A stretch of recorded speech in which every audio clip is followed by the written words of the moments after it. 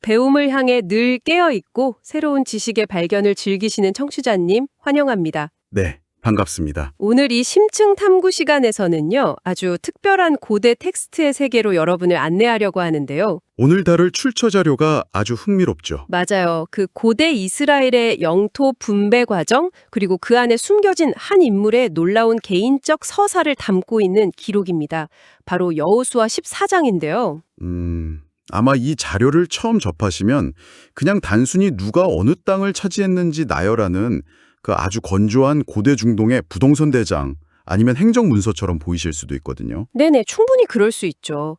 하지만 오늘 우리의 미션은 그 표면적인 기록을 확 넘어서는 겁니다. 그렇죠. 그 이면을 봐야 하니까요. 이 단순해 보이는 토지 분배 기록 속에 어떻게 집단 사고에 맞서는 개인의 용기가 담겨 있는지, 무려 45년이라는 시간 동안 지연된 보상을 견뎌낸 한 인간의 그 지독한 심리적 집념이 어떻게 묘사되어 있는지. 그리고 85세의 노장이 왜 자신의 인생에서 가장 거대한 장애물을 스스로 선택하는 막 적대적 인수합병 같은 결정을 내렸는지 말이죠. 맞습니다. 그 해부학적 구조를 파헤쳐보는 것이 오늘의 미션입니다. 자, 이제 본격적으로 파헤쳐볼까요? 네, 좋습니다. 오늘 우리가 다룰 이 텍스트는 표면적으로는 이스라엘 백성들이 가나안이라는 새 영토에 들어가서 어떻게 땅을 나누었는지, 즉 무엇을 했는지에 대한 지정학적 절차를 다루고 있습니다. 겉보기에는 그냥 행정처리 같거든요. 네, 그런데 그 이면을 조금만 더 깊이 사회학적이나 심리학적 관점으로 들여다보면요, 아주 거대한 원칙들을 발견할 수 있습니다. 어떤 원칙들일까요? 개인이 그 압도적인 대중의 공포 앞에서도 어떻게 내면의 통제력을 유지하는지, 그리고 그 흔들리지 않는 신념이 수십 년의 세월을 거쳐 결국 어떤 물리적 결과로 치환되는지에 대한 통찰이죠. 아, 결과로 증명해내는 과정이군요. 네, 이른바 왜 이 기록이 인류사적으로 흥미로운지를 보여주는 엄청난 통찰이 숨어 있습니다. 종교적인 해석을 떠나서 그냥 인간의 신념과 의지에 대한 아주 훌륭한 케이스 스터디가 되는 거죠. 맞습니다. 그럼 가장 먼저 텍스트 도입부인 1절부터 5절까지의 상황을 제가 살짝 브리핑해 보겠습니다. 네, 배경 설명을 좀 해주시죠. 배경은 후기 청동기 시대의 가나안 땅입니다. 제사장 엘르아살, 최고 지도자 여호수아, 그리고 각 지파의 족장들이 모여서 새롭게 확보한 거대한 땅을 분배하기 시작하는데요. 아주 중요한 국가적 회의가 열린 거죠. 그런데 전문가님, 이 분배 방식이 좀 의외거든요. 각 지파의 공로나 인구수에 비례해서 합리적으로 협상하는 게 아니라 제비뽑기라는 방식을 사용했어요. 제비뽑기요? 네. 거대한 국가의 영토를 나누는데 제비뽑기라니 솔직히 현대 관점에서는 너무 무작위적이고 좀 무책임해 보이기까지 하거든요. 왜 하필 이런 방식을 택했을까요? 아주 예리한 질문이십니다. 현대인에게 제비뽑기는 그냥 운에 맡기는 도박처럼 보일 수 있죠. 그렇죠. 복권 같은 느낌이니까요. 하지만 고대 근동의 정치나 사회학적 맥락에서 이 제비뽑기는 가장 고도로 계산된 갈등 해결 시스템이었습니다. 아, 고도로 계산된 시스템이요? 네, 한번 상상해 보십시오. 수백만 명의 유목민이 드디어 정착할 땅을 얻었습니다. 비옥한 평야가 있고 아주 척박한 산지가 있죠. 누구나 평야를 원하겠네요. 바로 그겁니다.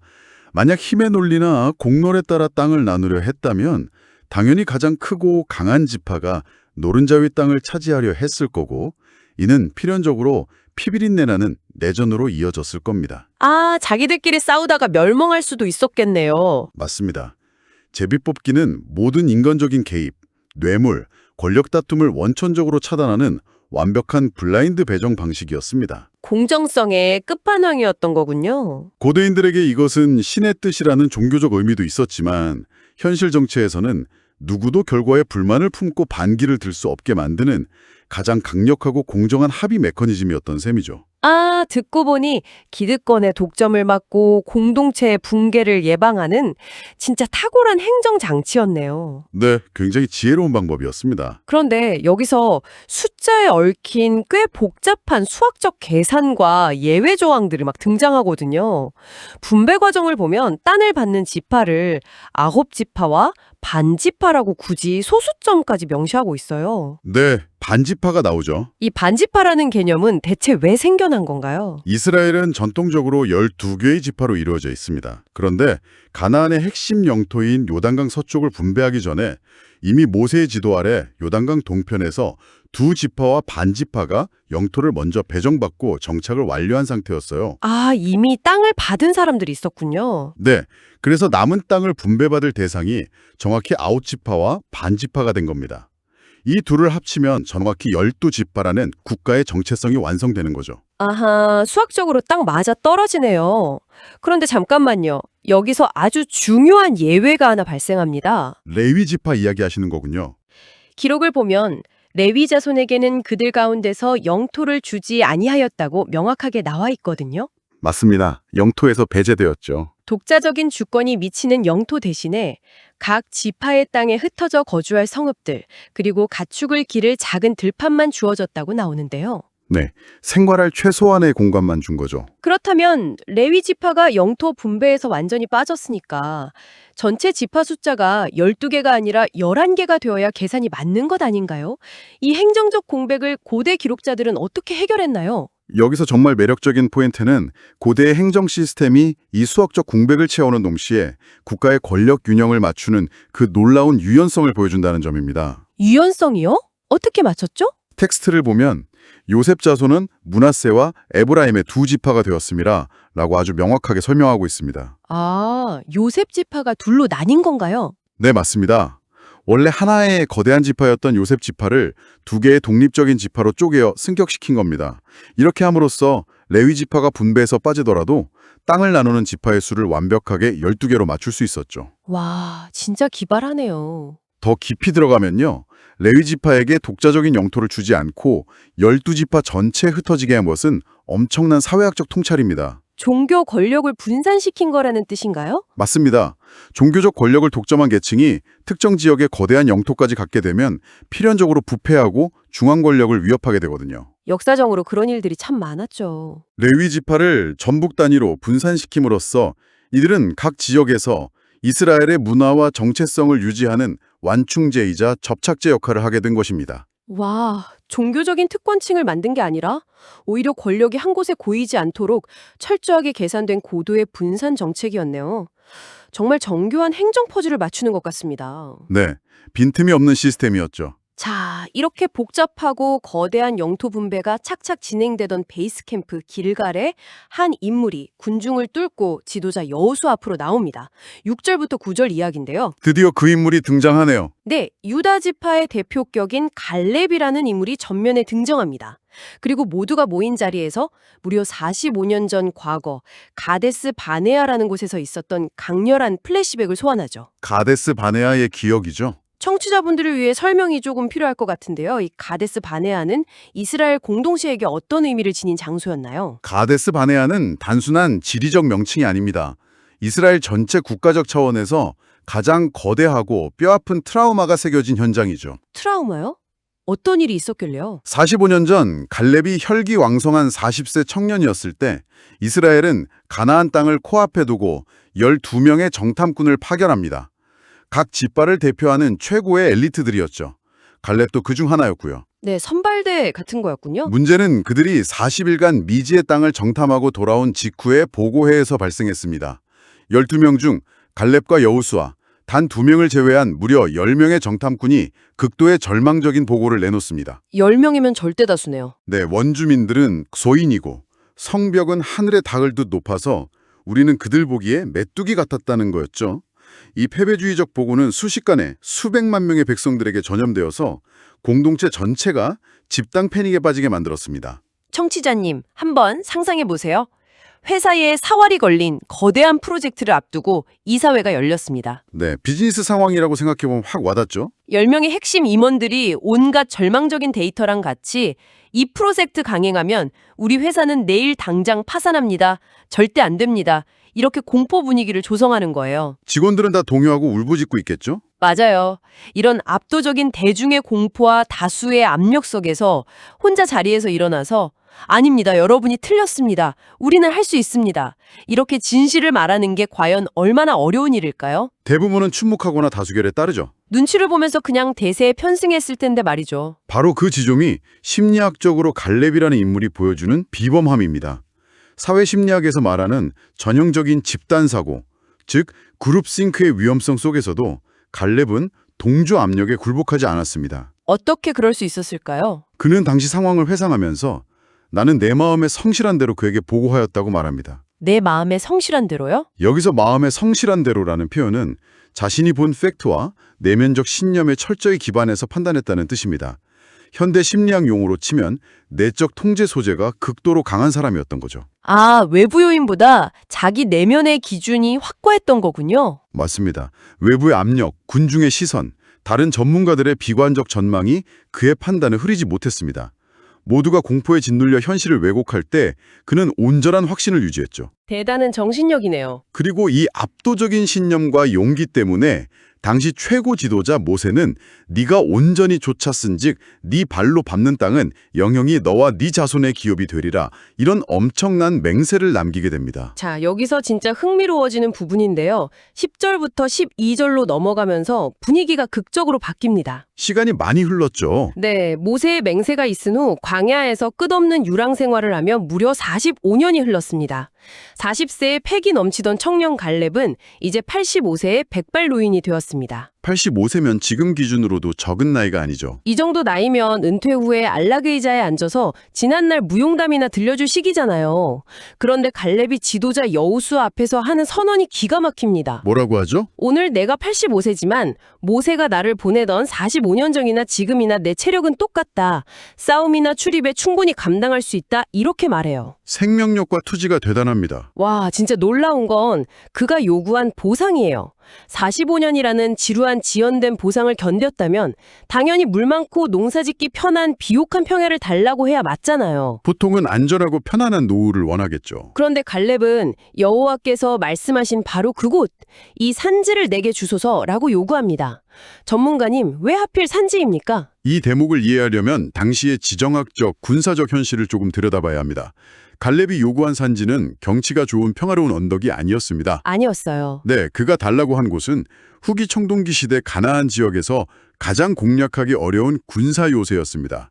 텍스트 스스로도 그곳에 아낙 사람이 살고 있고 성읍들은 크고 견고하다고 묘사하고 있죠. 아낙 사람이라면 아까 말한 그 거인들인가요? 네, 은유적 표현이 아니라 당시 가나안 지역에서 가장 압도적인 신체 조건과 전투력을 자랑하던 무력 집단, 진짜 거인족이자 엘리트 용병들이었습니다. 최악의 적이 버티고 있는 곳이네요. 게다가 산지라는 높은 고도에 거대한 돌로 상벽을 쌓아 올린 방어진지는 고대 전투병과에서는 공성무기 없이는 사실상 함락이 불가능한 사지나 다름없었죠. 와, 고기를 달라고 한 거군요. 이는 우리에게 아주 중요한 질문을 던집니다.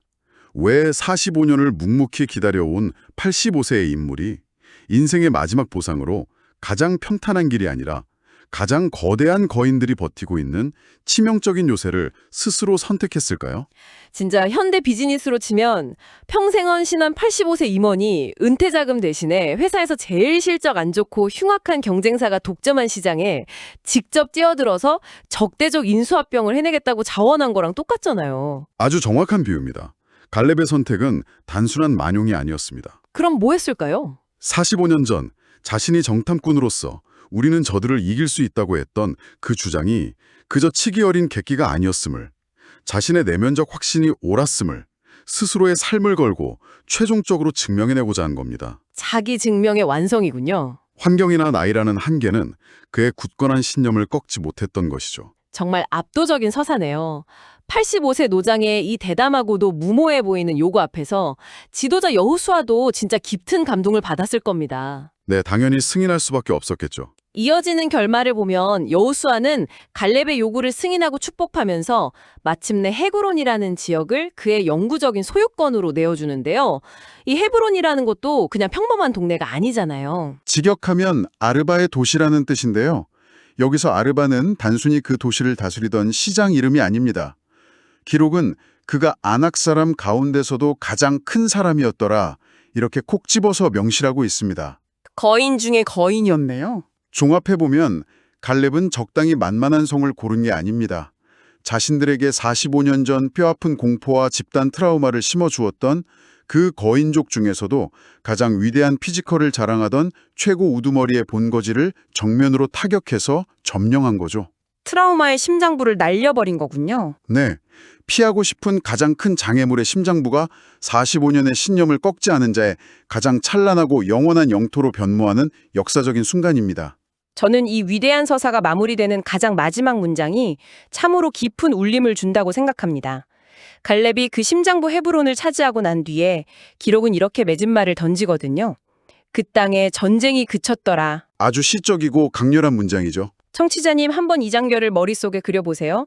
45년 전 군중의 공포 앞에서도 흔들리지 않았던 젊은 날의 외로운 결단, 끝이 보이지 않던 험난한 45년간의 광야 생활. 그리고 85세 나이에 생명력을 다 바쳐 치른 치열한 전투까지요. 맞아요.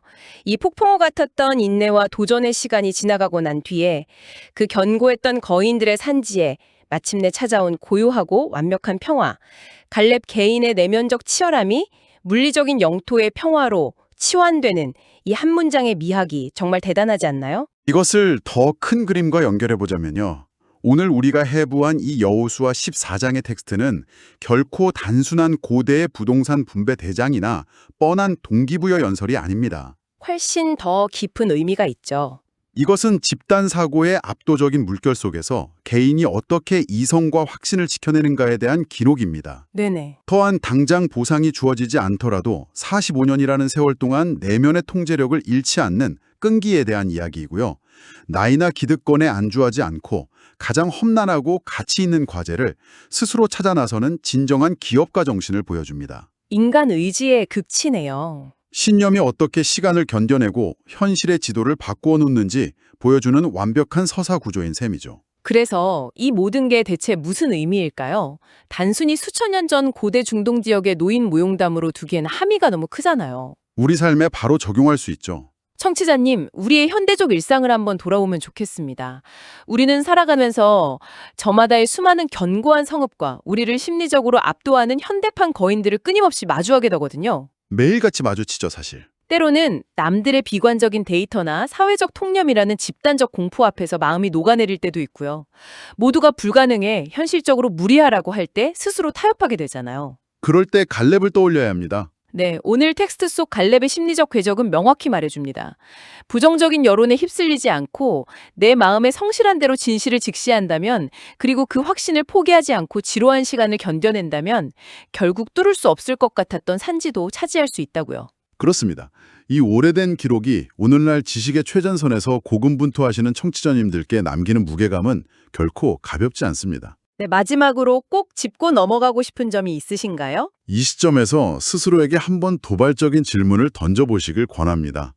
지금 당신의 삶에서 너무 두려워서 애써 외면하고 있거나 무의식적으로 편안한 핑계를 대며 피하고 싶은 가장 강력한 안악 사람들이 버티고 있는 당신만의 산지는 과연 어디입니까? 나만의 산지라 참 무거운 질문이네요. 그것은 새로운 커리어로의 위험한 도약일 수도 있고 직장 내 굳어진 악습을 깨는 일일 수도 있으며 방치해 둔 내면의 깊은 콤플렉스일 수도 있습니다. 그렇죠. 만약 우리가 갈렙처럼 그 두려운 장애물을 피해 안락의 자로 향하지 않고 당당하게 이 산지를 내게 주소 요구하며 정면 돌파를 선택한다면 어떨까요? 지루한 패배주의를 끊어내고 마침내 당신의 삶에도 전쟁이 그치는 진정한 내면의 평화가 찾아오지 않을까요? 오늘 이 긴 심층 탐구의 시간에 끝까지 귀 기울여 주신 청취자님 진심으로 감사드립니다.